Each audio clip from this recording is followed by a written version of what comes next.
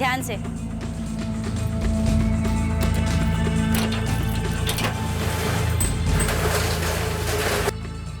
तीन साल से यही मेरी जिंदगी रही थी। 3 साल पहले मेरे पति का एक्सीडेंट हो गया था और वो पूरी तरह से मोहताज हो गए थे। हमारे लिए एक मुश्किल का समय रहा था और उस दिन मामला और उलझने जा रहा था, बस से बदतर होने जा रहा था।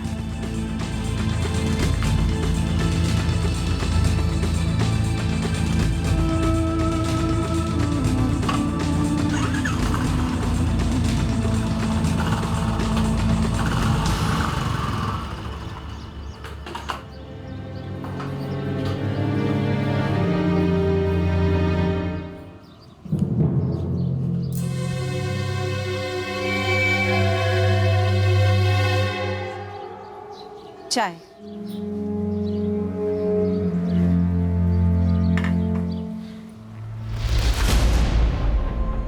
9 अगस्त का दिन था। उस दिन दोपहर को जो हुआ उसने मेरी जिंदगी हमेशा के लिए बदल दी।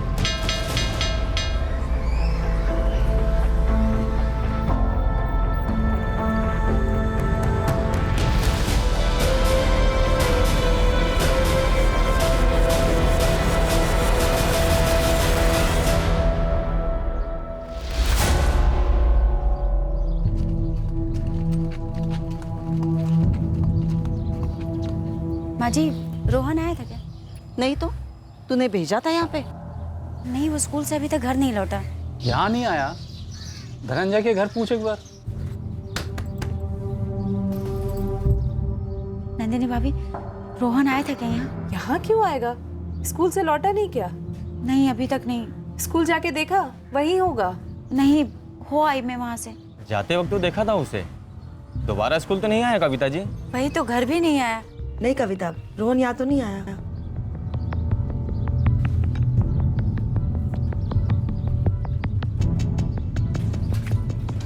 मम्मी, रोहन भैया कहाँ है? पता नहीं बेटा, मैं स्कूल भी जाकर आ गई, तुम्हारे दादा दादी के यहाँ भी जाकर आ गई, तुम्हारे दोनों बड़े पापा के यहाँ भी जाकर आ गई, कहीं नहीं है। एक काम करो, तुम थोड़ी देर और दुकान में बैठी रहो, घर देख कर आती हो सकता है तब तक वहाँ पहुँच गया।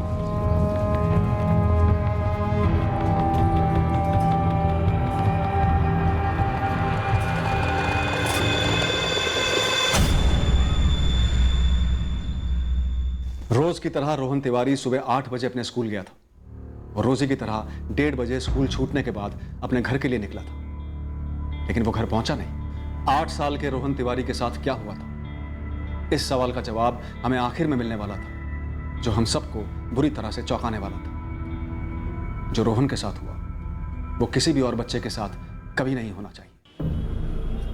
मिसिंग कंप्लेंट मिलते ही हमने पूरे वाराणसी का चप्पा चप्पा छान मारा, पर 24 घंटे बीत गए रोहन को गायब हुए। हमें रोहन तिवारी की कोई खबर नहीं मिली।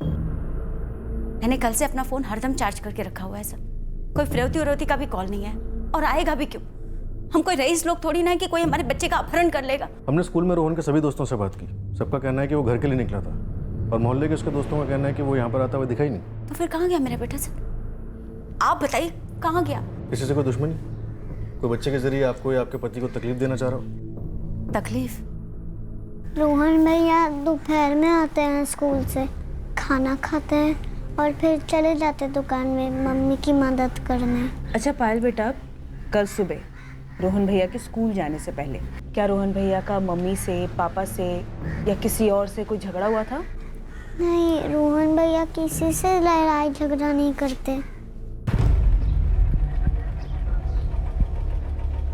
कुछ पता चला है धनंजय? नहीं बाबूजी, कविता ने जानकी नगर पुलिस स्टेशन में शिकायत दर्ज की है, वो लोग ढूंढ रहे। मेरे थाने से भी खोज जारी है। अकेले कहीं जा नहीं सकता रोहन, किसी के साथ ही गया होगा। पापा, दादू, स्कूल से लेकर मोहल्ले तक के सारे रास्ते पर पोस्टर लगा दिए हैं रोहन के। 1-2 लोगों से कहा है स्कूल के आसपास पता करने के लिए, और वो चैट एप्लीकेशन पर भी डाल दिया, पर अभी तक कुछ पता नहीं चला उसका।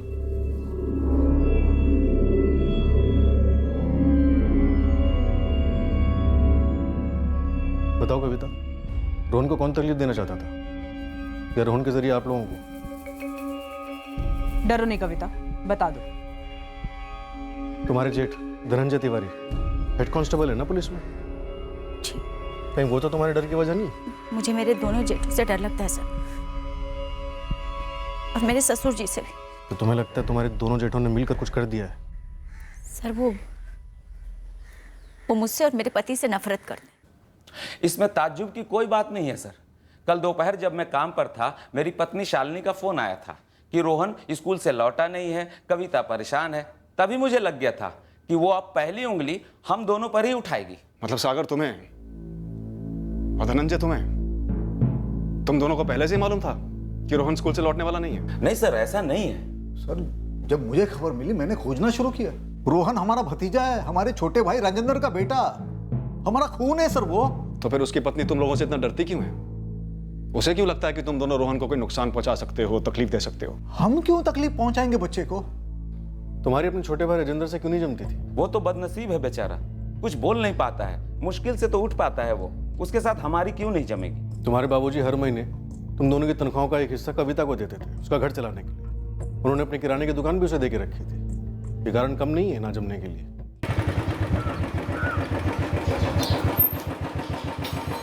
प्रणाम प्रणाम बाबूजी, ये लीजिए। धनंजय 500 रुपये कम है। हाँ बाबूजी, इस महीने खर्चे ज़्यादा है मेरे। तो राजू का घर क्या मुफ्त में चलता है? बाबूजी मुझे मेरा घर भी तो चलाना पड़ता है। जो तू चला लेता है क्योंकि तेरे हाथ पैर ठीक हैं, सर्विस करता है तू सरकारी।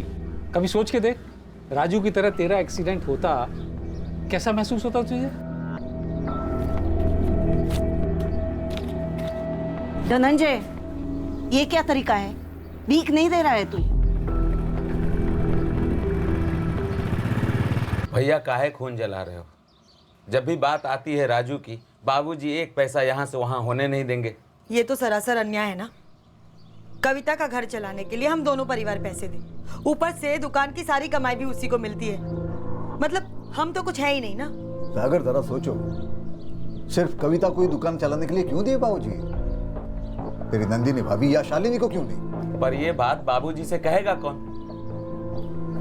हम दोनों की तो जबान खुलती नहीं बाबूजी के सामने। बेकार में हम उम्मीदों के पुल क्यों बांध रहे हैं? और जुबान तो अब खोलनी पड़ेगी जल्द से जल्द। हमारे परिवार में जो खटास थी वो किसी से छुपी नहीं थी, और इतनी खुली थी, इतनी सरेआम थी कि रोहन के साथ ऐसा करके शक की सिर्फ सुई नहीं, पूरी घड़ी अपनी तरफ घुमा लेते। और ऐसा कुछ करके हमारा फायदा क्या है? जले दिल को ठंडक मिलना फायदे में गिना जा सकता है। एक ऐसा परिवार दर्द में करा रहा है जिसे तुम दोनों अपने दर्द का कारण समझते हो।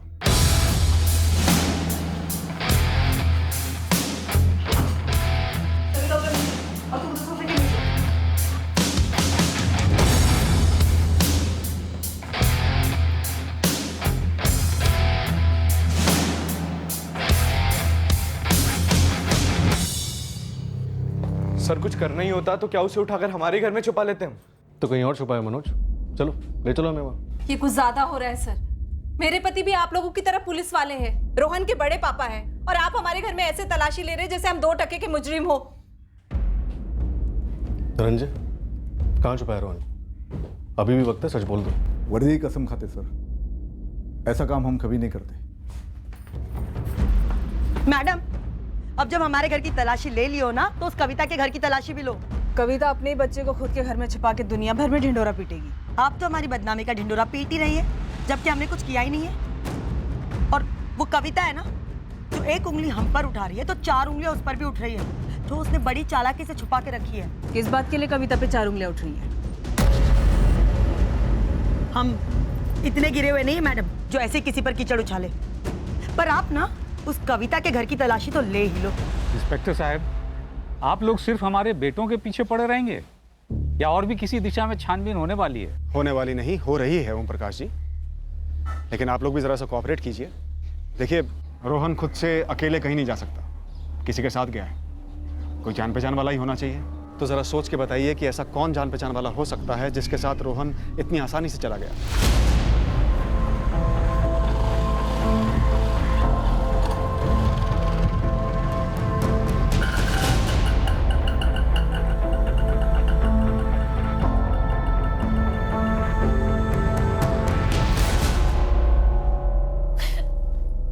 हमारे रोहन कहीं खो गया।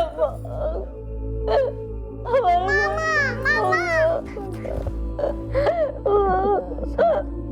बर्दाश्त नहीं।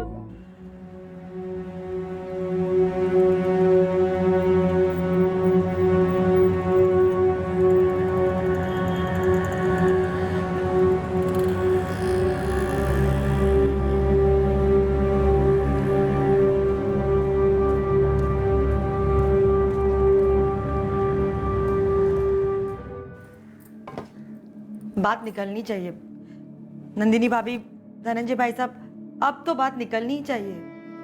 शालिनी सही कह रही है। बाबूजी का क्या करेंगे? अब हम वही करेंगे जो हमें बहुत पहले कर लेना चाहिए था। बहुत दाग ली कविता ने हम पर बंदूक, अब बस। सागर, कविता ने एक बार भी बाबूजी का लिहाज रखा क्या? बात घर के अंदर की है। आप भी ना, वो घर को घर समझती है, सारी दुनिया में इज्जत उछालती रहती है, तो क्या घर और क्या बाहर। कविता का भाई मोहित आया है ना, उसी से बात करवाते हैं। अब मुद्दे पर आ ही जाना चाहिए, अब नहीं तो कभी नहीं। देखिए मोहित भैया, कविता चाची आपकी बहन है और आप अंदर बाहर जानते हैं उन्हें। देखिए, मैं ज़्यादा घुमा फिरा कर बात नहीं करूँगा, बस वो जो कर रही हैं वो गलत कर रही हैं। मेरे पापा को और सागर चाचा को बेकार में फंसा रही हैं वो। आपने देखा होगा, हमने जगह जगह पर पोस्टर चिपकाए रोहन के लिए। भैया, उस मासूम बच्चे की जान खतरे में हो सकती है, समझाइए अपनी दीदी को।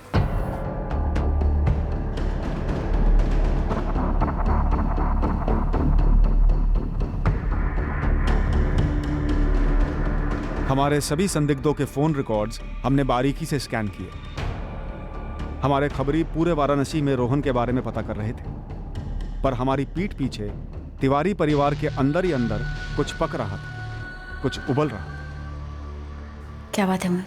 दीदी, रोहन कहाँ है? ये क्या पूछ रहे हो तुम? दीदी, धनंजय जी और सागर जी का परिवार अगर मुंह नहीं खोल रहा है तो इसका ये मतलब नहीं है कि बात हमेशा के लिए दबी रहेगी। तुम क्या उनके साथ मिल गए हो मोहित, जो उनके जैसे गोल गोल घुमा फिरा की बातें करे?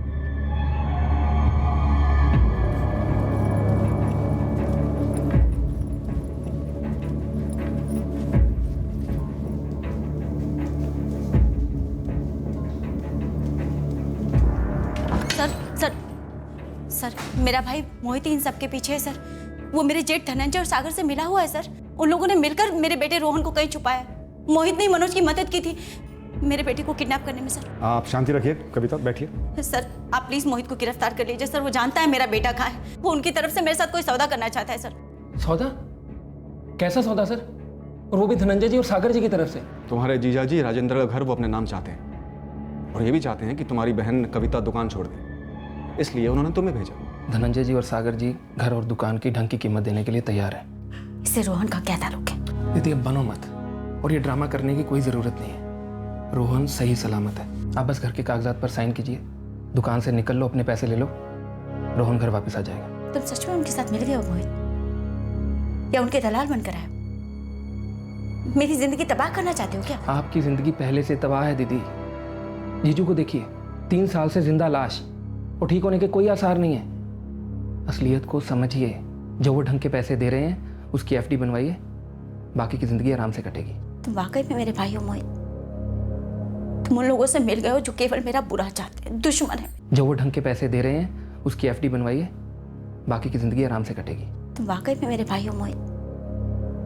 तुम उन लोगों से मिल गए हो जो केवल मेरा बुरा चाहते हैं, दुश्मन है। ये सरासर बकवास है मैडम जी। वो हम देखेंगे मोहित का क्या कहना है। और कविता चाची ये कह रही हैं कि मैंने और मोहित ने मिलकर रोहन को उठाया। धनंजय, सागर, मनोज, क्या तुम लोग वाकई में कोई खेल खेल रहे हो? धनंजय, अगर मेरे पोते को खरोंच भी आई ना। 1 मिनट बाबूजी, कविता ने कुछ कह दिया, पुलिस ने कुछ कह दिया, मतलब पत्थर की लकीर बन गई क्या? आपको हम पे भरोसा नहीं है क्या? आपको दिख नहीं रहा हमें फंसाया जा रहा है? अगर हमने ऐसा कुछ किया भी है गलती से, तो उसके तुरंत बाद कविता के पास ऐसा प्रस्ताव भेज देंगे, वो भी उसके भाई मोहित के हाथों। कविता के माँ बाप आए हुए, बुलाइए उनको यहाँ। सबके सामने पोल खोलते हम इस कविता की करतूतों की।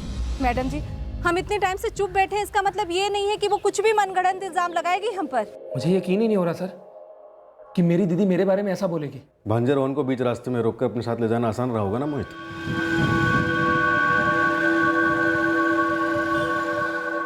सर, सरासर झूठ है। पहली बात, मैंने दीदी से कोई सौदे वौदे की बात नहीं की। और दूसरी बात, 9 तारीख को जिस दिन रोहन गायब हुआ उस दिन मैं अपने गांव दीबापुर में था। मोबाइल घर पर छोड़ के वाराणसी आया था? नहीं सर, नहीं आया। मेरी दीदी आप लोगों को गुमराह कर रही है।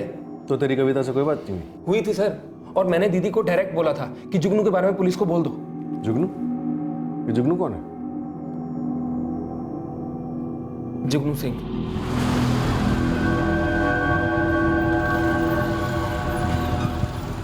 बोले में भी शर्म आ रही है, लेकिन बोलना तो पड़ेगा ही। जुगनू सिंह और मेरी दीदी का आपस में चक्कर चल रहा था, और मैं दीदी को यही बोल रहा था कि हो ना हो जुगनू ने रोहन को उठाया। बोल दो पुलिस को। दीदी, आपने जुगनू के बारे में पुलिस को बता दिया? उससे बीच में क्यों घसीट रहे? क्योंकि वो आपके बेटे रोहन को घसीट के ले गया है। झूठ है मोहित। झूठ और सच जो भी है ये पुलिस को पता करने दीजिए।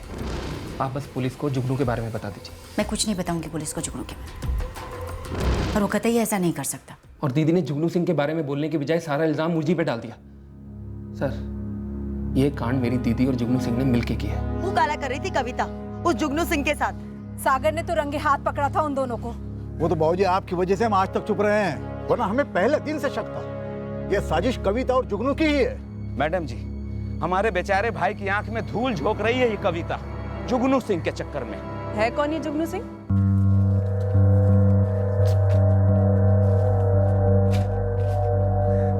क्या बात है रोहन जी, आज तो होमवर्क किया जा रहा है? अंकल। चल बेटा फटाफट निपटा ले, उसके बाद हम लोग गंगा घाट घूमने चलेंगे। हाँ। गरम गरम जलेबी और रबड़ी खाएंगे। हाँ? हाँ। आराम से 1 मिनट, बस हो गया। और बताइए राजेंद्र बाबू, क्या हाल चाल? बढ़िया? किसी तरह की कोई दिक्कत वगैरह कुछ? अरे वाह, शाबाश। अच्छा पायल बेटा, एक बात बता, भैया और मेरे साथ गंगा घाट पे गरम गरम जलेबी रबड़ी खाने चलेगी? मम्मी हाँ कहेंगी तो। रोहन और पायल की मम्मी जी, हाँ जी। मैं उनके पिताजी को थोड़ा चलवा रहा हूँ, उसके बाद आपके दोनों बच्चों को गंगा के घाट ले जाने की अनुमति है? बिल्कुल है, लेकिन अगर आप वहाँ ले जाकर बच्चों को कुछ खिलाने पिलाने वाले हैं तो कृपया इसे रख लीजिए। बस यही गलत बात कर दी आपने। क्या गलत बात कर दी मैंने? मेरे बच्चे हैं, अब मेरे पास तो उन्हें घुमाने फिराने का समय कम ही होता है। बच्चे आपके हैं ना जी, मेरे तो दोस्त हैं वो। अब मैं अपने दोस्तों को कुछ भी खिलाऊं पिलाऊं, आप बीच में मत बोलिए, हैं जी? ये रहे आपके पैसे, धन्यवाद। घर में मैडम जी, घर में बेशर्मियां चल रही थी, दूसरे कमरे में बेचारा राजू पड़ा हुआ है। आप ही सोचिए। अगर मैडम आपको लग रहा है ना हम झूठ बोल रहे तो पूछे कविता के माँ बाप से, उनके सामने रंगे हाथों पकड़ा था उन्हें। मैडम जी, हमने तो कविता के माँ बाप और भाई मोहित को दीवापुर से खास करके बुला लिया था।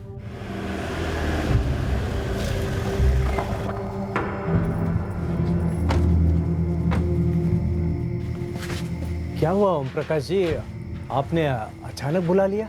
आप लोगों ने कविता से बात तो नहीं की ना, जैसा मैंने कहा था?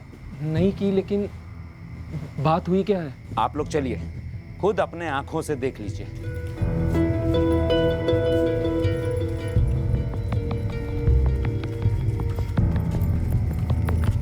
कुछ तो बोलिए। बोलने के लिए राह ही नहीं है कुछ।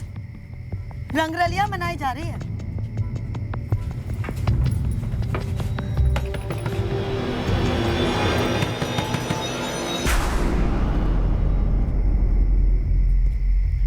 चलिए चलिए, अंदर चलिए।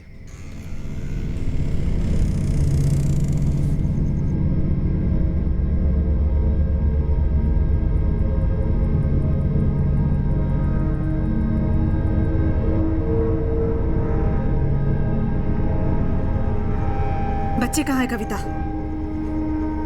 अंदर सो रहे हैं।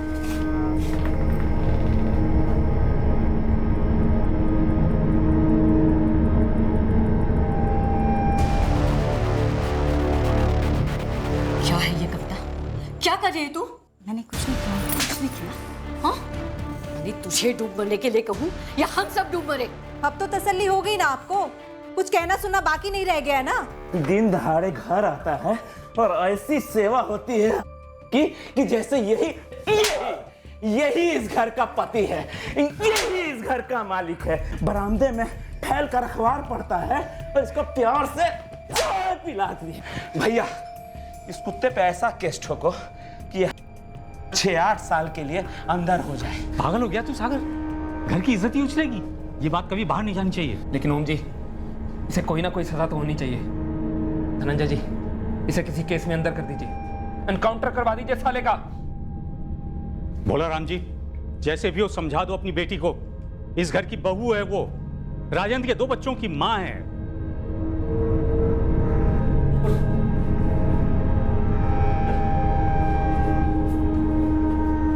कसम खा, आज के बाद तू ऐसी कोई हरकत नहीं करेगी जिससे तेरे सास ससुर के नाम पे कालिक लग जाएगी। हाँ कसम। बाबूजी को घर की इज्जत का ख्याल था, इसलिए हमने अब तक ये बात आपके सामने नहीं लाई। लेकिन जब आपके घर का बच्चा रोहन गायब हुआ तो सबसे पहले उसको सही सलामत घर वापस लाना है ना। ये घर की इज्जत की बात तो बात की है। अगर आप लोगों ने सबसे पहले आके हमें कहा होता कि ऐसा है, जुगनू को पकड़ो, तो क्या हम ये घरेलू बात बाहर के लोगों को बताते? मैंने तो जुगनू का नाम लिया सर, कहा दीदी से कि बोल दो पुलिस को, और देखिए दीदी ने क्या किया। तुम्हें पक्का मालूम है कि इस जुगनू और तुम्हारी दीदी ने रोहन को कहीं छुपाया है? कहाँ छुपाया? मकसद क्या उनका? सर मुझे नहीं मालूम कि कहाँ छुपाया है, और ना ही मैं ये कह रहा हूँ कि पक्का ऐसा हुआ है, बस मुझे गहरा शक है। तो मेरे भाई और मेरे जेठ लोगों की बातें मान ली आपने और उसे ही सच समझ बैठे। झूठ है तो साबित करो झूठ है। जुगनू सिंह तो झूठ नहीं है ना? है ना ऐसा कोई?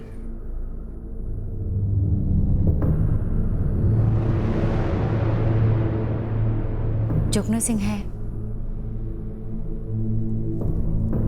ये रहा उनका नंबर। बात कर लीजिए, सब सच पता चल जाएगा, या फिर जो सच सभी ने कहा उसे ही मान लीजिए। अगर वो सच नहीं है तो तुम्हारा सच क्या है कविता? मेरे तो हालात ही मेरा सच है। इन लोगों ने घर की इज्जत के नाम पर मुझे और मेरे दोस्त जुगनू को बदनाम करना चाहा। बस अफेयर नहीं है, सिर्फ दोस्ती है। हाँ, सिर्फ दोस्त है। ये बात पहले भी मेरे परिवार में से किसी ने नहीं देखी और आज भी कोई नहीं देख रहा कि मैं कैसे अकेली औरत, दोनों बच्चे, घर, खाट पर पड़े अपाहिज पति, दुकान सब संभाल रही और खैरात पर जी रही। मेरे दोनों जेठ मिलकर बाबूजी को कुछ पैसे देते हैं, उनमें से कुछ पैसे वो मुझे भी देते हैं खर्च के लिए। उसके अलावा उन्होंने दुकान दे रखी है मुझे। इसी बात की काफी रंजिश है मेरे दोनों जेठों और जेठानियों में। तो बस इसी बात का बहाना बनाकर उन्होंने मुझे अपनी मुट्ठी में करना चाहा। ये जुगनू उस रात तुम्हारे घर पे था? जी था, सो रहा था अकेले। वो मेरा एक ही ऐसा दोस्त है सर जो बिना किसी गलत इरादे के मेरी बहुत मदद करता है। वो मेरे लिए, मेरे बच्चों के लिए, मेरे पति के लिए काफी कुछ करता था जो मेरे दोनों जेठों के परिवार ने भी कभी नहीं किया। उन्हें बस घर और दुकान से मतलब है सर, इसीलिए उन्होंने मेरे खिलाफ साजिश रची। मेरे माँ बाप, भाई को बुलाकर उनकी नजरों में मुझे गिरा दिया और जुगनू को भी फंसा दिया। कैसे फंसाया? धनंजय भैया ने उसके ऊपर झूठा चोरी का केस ठोका था सर। उसके चलते उसे जेल हो गई और मेरी जिंदगी से एक झटके में एक अच्छा दोस्त खो गया।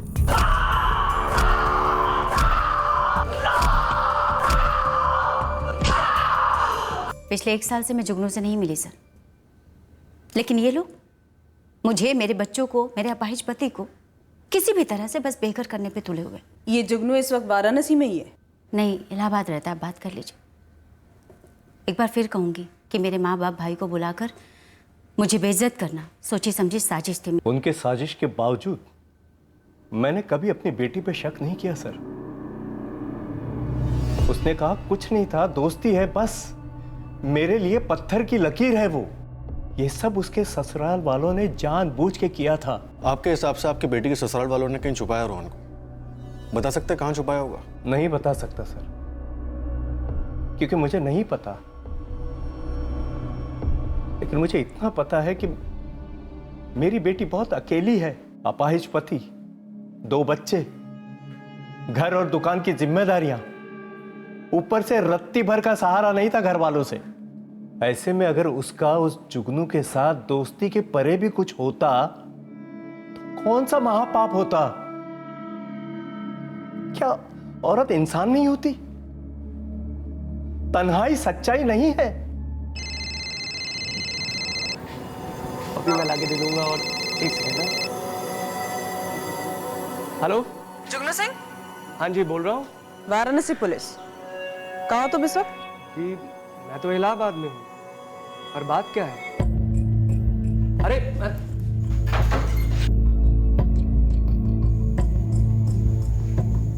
मैडम, रोहन अगर यहाँ होता तो मैं उसे कैद में थोड़ी रखता।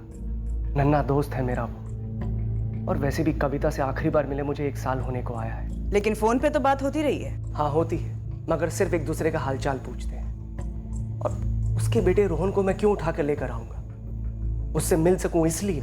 रोहन को गायब हुए 4 दिन हो गए, अभी तक नहीं मिला है वो। तो उस समय तो कविता बहुत परेशान होगी। जुगनू, कविता कहती है कि तुम्हारे और उसके बीच सिर्फ दोस्ती है, लेकिन मुझे तो तुम्हारी आंखों में प्यार नजर आ रहा है। हाँ मैडम, प्यार है, मगर दिल से है। उसके अलावा कोई मतलब नहीं था। खैर, अब ये बता के क्या फायदा? हमने कभी कुछ कहा नहीं एक दूसरे से, बस दोस्ती बनी रही, इसी बात का सुकून था। कैसे मिले तुम दोनों? बात हुई थी हमारी। हाँ, पर कहाँ? तुम इलाहाबाद गई थी या वो यहाँ वाराणसी आया हुआ था या तुम्हारे गांव दीवापुर में मिले? फोन पर मिले थे। फोन पर? दरअसल फोन आया था, रॉन्ग नंबर था तो बात हो गई। रॉन्ग नंबर था और दोस्ती हो गई? जी हाँ, हो गई। अब आप बताइए मैडम, मेरा बेटा मिला क्या उसके पास? नहीं ना। कैसे मिलेगा? क्योंकि मेरे दोनों जेठों ने मिलकर मेरे रोहन का अपहरण करवा लिया। और मेरे लिए दुख की बात यह है कि मेरा अपना सगा भाई भी उनके साथ शामिल है। सर, एक तो जुगनू कहीं भागा नहीं, उसने अपना फोन भी स्विच ऑफ नहीं रखा, उसके घर की तलाशी से भी कुछ नहीं मिला। सर, अगर कुछ खटक रहा है तो जुगनू और कविता के मिलने की स्टोरी। रॉन्ग नंबर लगा था जुगनू का और बस बातें होती गई, फिर दोस्ती हो गई। ये सब तो ठीक है, लेकिन रोहन कहाँ? फिरौती का भी कोई कॉल नहीं आया अभी तक। सर, जिसने भी रोहन को उठाया है जान पहचान का ही है, और अब तक रोहन कैद में होगा, तकलीफ में होगा। कोई 8 साल के बच्चे को क्यों तकलीफ देना चाहेगा? मकसद क्या है इस किडनैपिंग का? किसी का कोई फायदा नजर नहीं आ रहा है, तो फिर ये सब है क्या?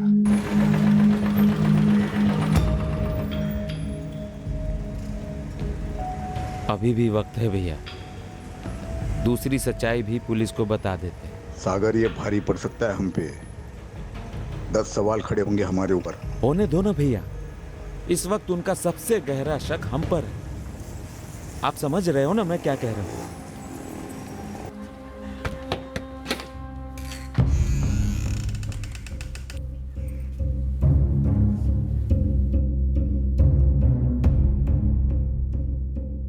तुझे जुगनू के साथ जाना है तो जा, हम रोकेंगे नहीं तुझे। हम राजू की भी देखभाल करेंगे और बच्चे हमारे साथ रहेंगे। कविता, पायल है, बस रोहन को लौटा दे। ये बात तो धनंजय भाई साहब, सागर भाई साहब को मालूम होगी बाबूजी। उन्होंने तो अगवा किया मेरे बेटे को। तेरी रग रग से वाकिफ हूं, तो ये मत समझ कि राजू की तरह हम सब कुछ समझ कर भी कुछ नहीं कर पाएंगे। और ये तो बिल्कुल मत सोचना कि रोहन को दांव पे लगा के तू हमसे कुछ ऐंठ सकती है। तो क्या चाल चल रही है ये पता नहीं मुझे, लेकिन कोई चाल तो चल रही है तू, ये पक्का मालूम है मुझे। कहाँ है रोहन, बता दे। 4 दिन बीत चुके थे, लेकिन रोहन का कोई नामो निशान नहीं था। और अब हमने रोहन के मारे जाने की संभावनाओं को टटोलना शुरू किया, लेकिन उसमें भी हमारे हाथ कोई सुराग नहीं लगा। और अब इस पेचीदा केस में दाखिल हुआ एक हथियार, एक बिना लाइसेंस की गन, जो इस पारिवारिक ड्रामे का हिस्सा बन चुकी। Gun, unlicensed gun. जी सर, मेरे बाबूजी के पास एक गन थी, लाइसेंस नहीं था उसका। वही राजू के घर में ही रखी थी, राजू के कमरे में, एक संदूक में, पर अब नहीं वहां पर। और 1 महीना पहले जब आप लोगों ने चेक किया था तब से गायब है? जी सर, बाबूजी खुद गए थे चेक करने। लेटर है, लेटर बेटा, बस ऐसे कुछ लेने आया हूं। हाँ,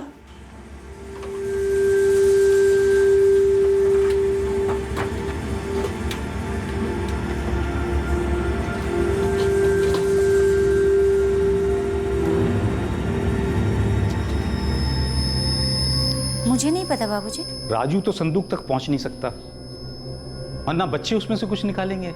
बाबूजी, मुझे तो ये तक नहीं मालूम कि उस संदूक में आपकी कोई बंदूक रखी हुई है, और मैं भला बंदूक लेकर क्या करूंगी? आप ऐसे कैसे इल्जाम लगा सकते हैं मुझ पर? गोलियां थी उसमें? नहीं सर, नहीं थी। और ये गन राजू के घर संदूक में क्यों रखी थी? क्योंकि सर हम लोग वही रहते थे, पहला घर था हमारा, तभी बाबूजी ने गन खरीदी थी। फिर हम सब लोग अलग अलग हो गए, अपने नए घरों में आ गए, पर वो संदूक वही था हमारे पुराने घर में। मतलब पहले गन गायब होती है, उसके लगभग 3 हफ्ते बाद रोहन गायब होता है, अजीब नहीं लगता? सर ये कविता की चाल है कोई। हमने उसकी जिंदगी से जुगनू को निकाल दिया था, इसलिए गुस्सा है वो हमसे। और कविता गन और अपने खुद के बच्चे को गायब करके अपने गुस्से का क्या करती? फायदा क्या है उसका? मुझे लगता है कि इन्होंने हमारे रोहन का काम तमाम कर दिया है और अब इनका प्लान है कि पायल को भी खत्म कर दे और फिर मेरे भाई राजू को भी। आप लोग ऐसे क्यों देख रहे हो मुझे? मैं भी पुलिस वाला हूं, आप जैसा। गुरु, उस गन के बारे में पता लगा, फॉरेन मेड गन थी और गोलियां नहीं थी उसमें, ऐसा मैं बताया क्या? सर, एक हेड कांस्टेबल है घर में बिलायती बंदूक, वो भी बिना लाइसेंस के। कुछ तो झोल लग रहा है सर। झोल तो है गुरु, लेकिन दुख इस बात का है कि इस झोल में एक 8 साल का बच्चा मोहरा बन गया। हमारा टारगेट है रोहन का पता लगाना। अब बीच में इन्होंने एक गन वाली गुगली फेंक दी है। डर इस बात का है कहीं ये गायब हुई गन बच्चे को हमेशा के लिए गायब करने में इस्तेमाल तो नहीं हुई है।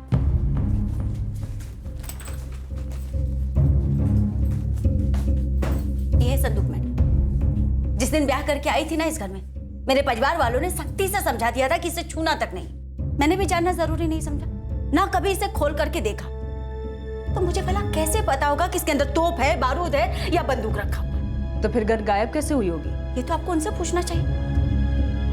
जब उनका मन करता है आ जाते हैं, जो चीजें चाहिए निकाल कर ले जाते हैं। मैं कभी जानने की कोशिश नहीं करती, ना कभी टोका, लेकिन मेरे पति यही रहते, इनसे कोई बात नहीं छुपी। काश कि ये आपको बोल पाते। राजू जी, क्या आप हाँ में या ना में जवाब दे सकते हैं? क्या ये सच है कि इस संदूक को सिर्फ आपके परिवार वाले छूते थे और कोई नहीं छूता था? जब तक मेरे पति ठीक थे सब कुछ ठीक चल रहा था मैडम, लेकिन जब से उन्होंने खाट पकड़ी इन लोगों ने मेरी जिंदगी नरक बना दी। यकीन कीजिए मेरा, इन सब के बीच में इनको कुछ नहीं पड़ी कि मेरा बेटा गायब हुआ, उसके बिना मेरा क्या हाल हो रहा हो। तो कविता, तुम्हें ये लगता है कि तुम्हारे घर वालों ने रोहन को सिर्फ इसलिए रख लिया क्योंकि वो तुम्हारी दुकान और तुम्हारे घर को हासिल करना चाहते हैं? वो मैं नहीं जानती मैडम, बस मेरा घर मेरे पति के नाम पर है, जो कल को मेरे बेटे के नाम पर होगा, और ये बात वो लोग अच्छी तरह से जानते हैं। मेरे बेटे को गायब करके मेरे साथ भगवान जाने कौन सा सौदा करना चाहते हैं। अगर कुछ करना चाहते हो तो मैं खुद लिख कर देने को तैयार हूँ मैडम, बिना किसी तकाजे के। बस मुझे मेरा बेटा सही सलामत लौटा दे, मुझे मेरा रोहन लौटा दे। मैं सब कुछ लिख कर देने को तैयार हूँ। मैं थक चुकी हूँ मैडम, मुझे मेरा बेटा सही सलामत लौटा दे, मुझे मेरा रोहन लौटा दे। मैं सब कुछ लिख कर देने को तैयार हूँ। मैं थक चुकी हूँ मैडम। तिवारी खानदान के हर सदस्य की हमने बार बार क्वेश्चनिंग की, कोई टस से मस नहीं हो रहा था, न झुक रहा था न टूट रहा था। उनके बर्ताव से कभी ऐसा लग रहा था कि वो सभी एकजुट हैं कविता को गुनहगार ठहराने में, या फिर कभी ऐसा लग रहा था कि शायद इनकी कोई इन्वॉल्वमेंट ही नहीं है। वहां इलाहाबाद में हमारे आदमी जुगनू सिंह पर भी कड़ी नजर रखे हुए थे, पर उस फ्रंट पर भी कोई मूवमेंट नहीं हो रही थी। आखिरकार 8 वर्षीय रोहन तिवारी को गायब करने की साजिश की एक टिप आई, पर यह टिप रोहन के बारे में नहीं थी, बल्कि उस गायब हुई गन के बारे में थी। ये वाली थी? तू मुझे फॉरवर्ड करना, मैं पता करता हूँ। ये वाली मार्केट में बिकी है? 23 जुलाई को बिकी है। बेचने वाले को मैं जानता हूँ, पहले पता करके यही है। अरे वो तो मैं करूँगा, पर तू सबसे पहले एक काम कर, बेचने वाले को ना वाराणसी पुलिस को दिला दे तुरंत। यही गन थी? यही गन थी। ये कहाँ मिली आपको? क्यों नहीं मिलनी चाहिए थी? ऐसी बात नहीं है सर। सर बार बार आप मुझ पर शक क्यों कर रहे हो? सुहेल शेख हाथ लगा है जिसने गन बेची थी, और हम उससे पता करेंगे कि उसके हाथ कैसे लगे। मैंने नहीं बेची, मैंने तो कभी देखी ही नहीं, मैं तो गन बेचता ही नहीं। अगर ऐसी कोई भी बकवास की ना तूने सुहेल, तो मुरब्बा बनेगा तेरा। साहब मैंने ही बेची थी गन, बिलाल फारूकी ने मुझे गन बेचने के लिए दी थी। 35,000 में बेची साहब, 3,500 मेरा कमीशन, 10%। बिलाल फारूकी को किसने बेची? कौन बताता है साहब, और कौन पूछता है, बस माल आया बेच दी साहब। कहाँ का बिल्ला है ये बिलाल फारूकी? इलाहाबाद साहब। नंबर दो। देख बिलाल, ज़्यादा हीरो मत बन, सवाल का जवाब दे, नहीं तो यहीं ढेर कर देंगे तुझे। साहब उसी गन के पीछे क्यों पड़े? रोज दर्जनों गन बिकती है। इस घर से गन गायब हुई, उस घर से लगभग 3 हफ्ते बाद एक 8 साल का बच्चा गायब हुआ। मेरा धंधा सिर्फ बंदूक बेचने का है, ये बच्चे अपहरण करना वगैरह कभी नहीं साहब। चल अब नाम बोल। ये गन तुझे किसने बेचने के लिए दी थी? साहब एक आदमी था, उसने दी बेचने के लिए। जुगनू सिंह। सर मैं किसी बिलाल को नहीं जानता हूँ। मुझे फंसाने के लिए मेरा नाम लिया जा रहा है। बकवास है, पूरी तरह बकवास है मैडम। ये धनंजय भाई साहब की कोई चाल है। पहले चोरी के मामले में फंसाया था जुगनू को, अब देखिए गन के मामले में अटका रहे। बिलाल फारूकी नाम के आदमी को जुगनू ने गन दी थी बेचने के लिए। वो झूठ भी तो बोल सकता है मैडम, झूठ बोलने के पैसे दिए होंगे उसे। लेकिन मैं सच बोल रही हूँ, मेरा बेटा गायब है। देख जुगनू, अभी हम बात कर रहे हैं। एक बार तेरी कुटाई पे आए ना, केस का चाहे कुछ भी हो, तू नहीं चमकेगा कभी, जिंदगी भर फीका रहेगा। सर आपकी मार से एक वक्त के बाद मैं टूटूंगा और कबूल कर लूंगा कि गन मैंने बेची है, मगर वो सिर्फ मार से बचने के लिए होगा, सच नहीं। सच ये है कि ना तो मैं किसी बिलाल को जानता हूँ, ना ही मैंने कोई गन बेची है। सर मैं सच में कुछ नहीं जानता हूँ। श्रुति,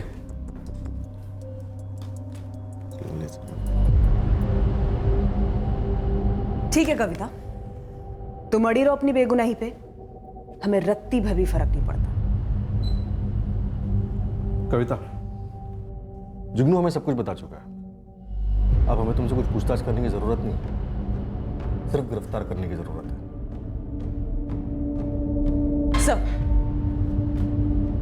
सर इसी ने गन दी थी बिलाल को बेचने के लिए। कविता मासूम है सर, वो कह रही है कि इसी ने बंदूक चुराई होगी। और सर वो ये भी कह रही है कि उसे शक है कि जुगनू ने उसके बच्चे रोहन के साथ कुछ कर दिया है। शंकर हवलदार को हाजिर करो। बोलो तबीयत से 2-3 दिन खातिरदारी करें जुगनू की, और बुलवाए इनसे। सर वो कविता मुझे फंसा रही है सर। हमें भी यही लगता है। जुगनू ऐसे इल्जाम मुझ पे ढकेल नहीं सकता सर। क्यों? वो तो साफ साफ कह रहा है गन तुमने उसके हाथ में रख दी थी। ऐसा कहा जुगनू ने? हाँ बिल्कुल यही कहा, और साफ साफ बताया कि तुमने उससे कहा कि रोहन को उठवाओ। सारे कांड की कहानी बता चुका है मैं जुगनू। कविता को सख्त जरूरत थी पैसे की, इसीलिए उसने मुझे वो गन दी थी बेचने के लिए।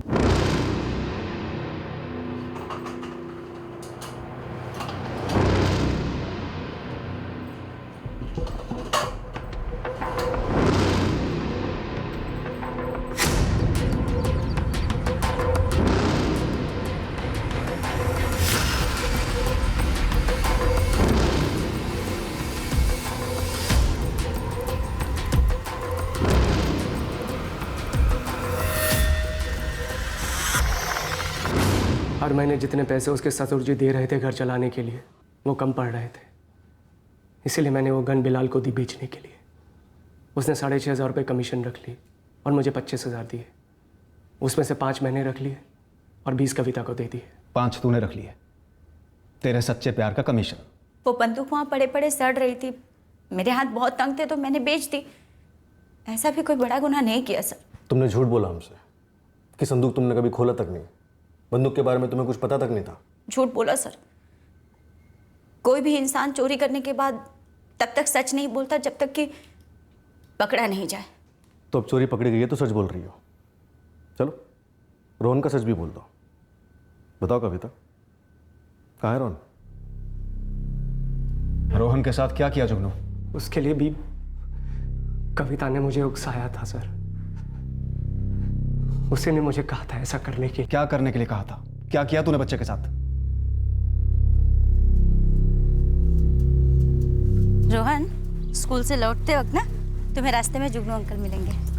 जुगनू अंकल? हाँ, वो तुम्हें घूमने ले जाएंगे, चले जाना उनके साथ और बाद में घर भी छोड़ देंगे। लेकिन मम्मी, सागर ताऊजी और बड़े पापा उन्हें देखकर गुस्सा हो गया ना। अरे तो वो तुम्हें घर तक नहीं छोड़ेंगे, थोड़ी दूर पर छोड़ेंगे, वहाँ से तुम चले आना, किसी को कुछ बताने की जरूरत नहीं है। और पायल, उसे नहीं ले जाना है? मैं स्कूल से आकर पायल को ले जाऊँ साथ में? नहीं बेटा, पायल पापा के पास रहेगी घर पर, उसे फिर कभी ले जाएंगे।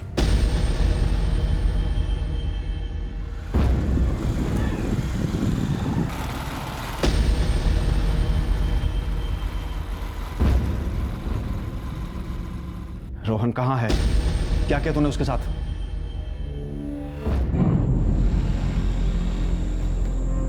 बेटा 2 मिनट का काम है यहाँ, उसके बाद सैर करने चलते हैं। हाँ चलो उतर।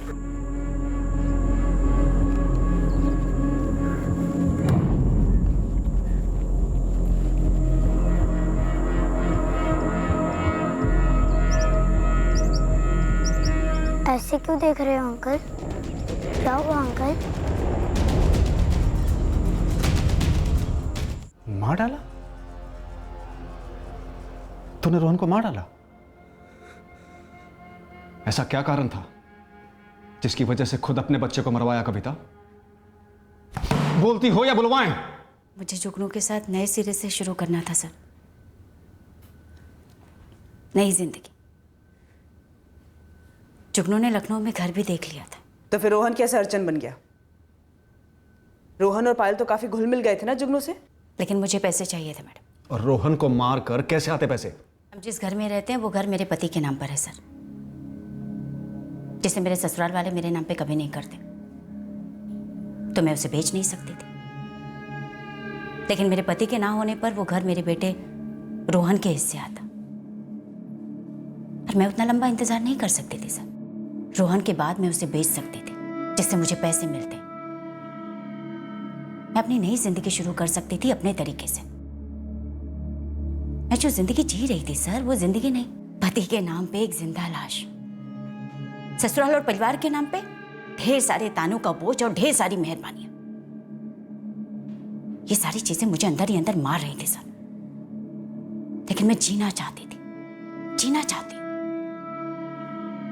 मुझे भी तो जीने का हक है ना, अपनी जिंदगी अपने तरीके से जीने का हक है ना सर।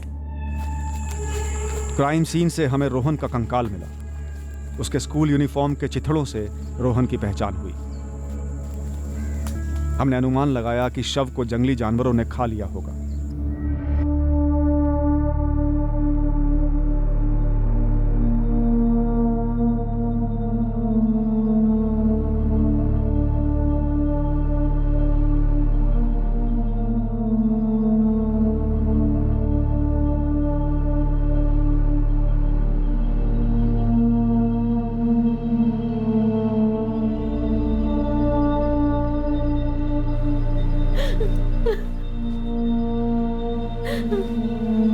पहले से कह रहा था पापा कि दीदी और जुगनू ने मिलकर ही रोहन के साथ कुछ किया।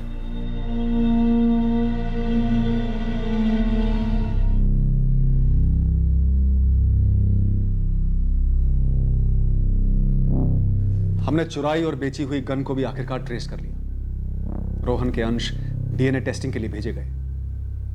यह बड़ा दुखद है कि एक 8 साल के बच्चे को उसकी सगी मां ने इतने भयंकर तरीके से मरवा दिया।